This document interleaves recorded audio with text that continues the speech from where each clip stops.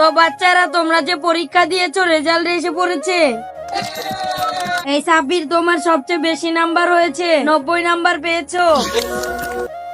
আর মুবিন, তোমার 80 নাম্বার। আর হাসান সব থেকে কম নাম্বার, মাত্র 30। ওই মাস্টার জি, ওর 90 আর আমার মাত্র 30। ওর যত নাম্বার অত নাম্বারই আমার লাগবো। কেন স্যার? আমি তোর থেকে দেখা লেখছি।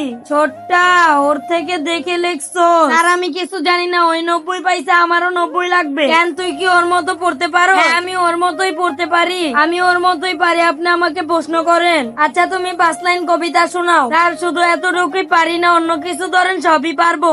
আচ্ছা, তুই 3 লাইন কবিতাই বল। স্যার এটাও পারবো না, অন্য কিছু বলেন। আচ্ছা 2 লাইন বলো। স্যার এইটুকু।